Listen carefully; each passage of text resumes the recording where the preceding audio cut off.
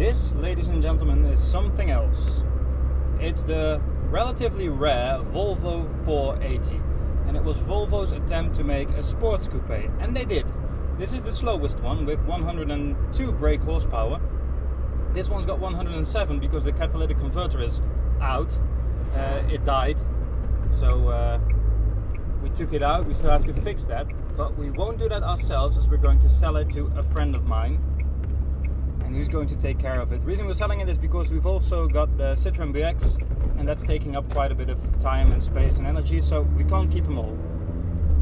This is a brilliant car though. It's known as Volvo's least reliable car to date, but we haven't had many problems with it. Most of the problems you'll have with these cars are electric and due to moisture. This one has been treated well, and they fixed a lot of the points where moisture can get in. So it's relatively problem free. When we bought it, it just had one defect, which was that the wiper wash level light would go on when it rained. The thing that doesn't work right now is the speedo. It doesn't work at all, and if you slam the dashboard really hard, it will work for a few minutes, but I'm not going to do that. It's fixable. It's bad soldering or bad connectors, and it's no biggie. I'm sure my friend Alexander will get that done in no time. Other than that, it's fine. It has a few little things. I mean, the central locking doesn't work, which can be tricky because if you lock that door and pull that one open, the alarm will go off and it's loud. As you can hear, maybe, I will accelerate a bit more soon, but as you can hear, the exhaust did get a bit of a beating from when the catalytic converter sort of exploded. It's fine though, it's not leaking, but it is really noisy. It's something you could fix, but I'm not sure if you should because it's actually quite cool. Listen. Engine, brilliant. Steering, brilliant.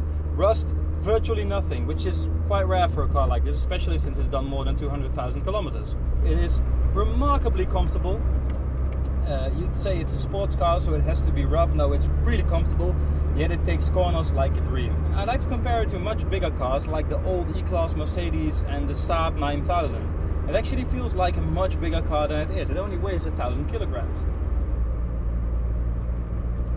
It's got this really cool info center thing. You can't see it, but it can tell you your average speed, your average fuel. It doesn't right now because the speedometer isn't working.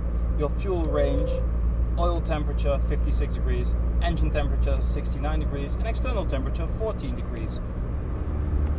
Also, this is the slowest model, but the thing is fast. The 0 to 100 time is just over 10 seconds, but it does it in a very impressive way. And there's quite a bit of luxury. It has no air conditioning, but it has electric mirrors, electric windows, height adjustable seats, stuff like that. It's got the original radio, which is cool. Roundabout. Whee. It's really good at taking corners, this thing. I actually took tapes, or a tape, to test the radio, but it says code. Unfortunately, I have to find the code for the radio. I think it's on top actually. The interior is something great actually. The steering wheel is really nicely shaped. It's got all these little details. Here's some fabric. It's all very soft and sturdy. It's a really well built car actually. There's no rattles even with this mileage.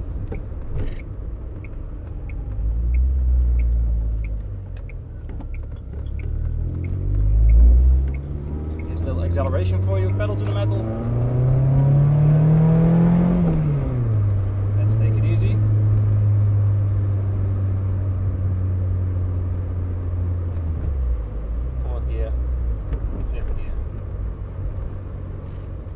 Let's fill her up for her big trip to Amsterdam because that's where she's going.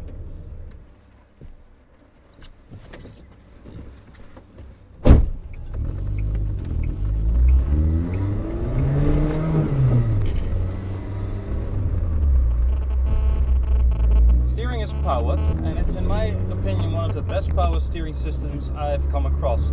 It's light, but it's beautifully weighed, and you can feel everything. You can feel exactly where the wheels are going. I'm not sure how they did this because I generally don't like power steering.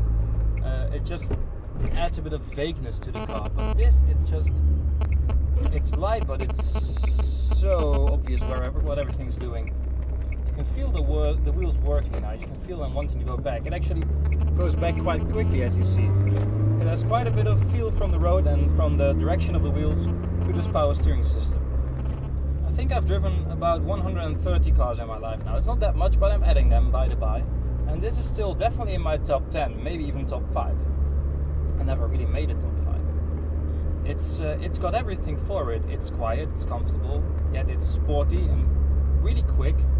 It has a beautiful road holding. I mean, you can chuck it into corners and you'd think it wouldn't do it because it's so comfortable, but it just goes in there and it holds the road perfectly. You can even make music.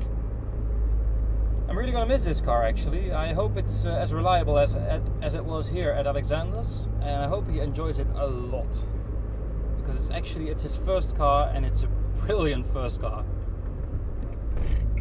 There's just one more thing I'm going to fix on this car, and that's the tire pressure, and then it's up to Alexander.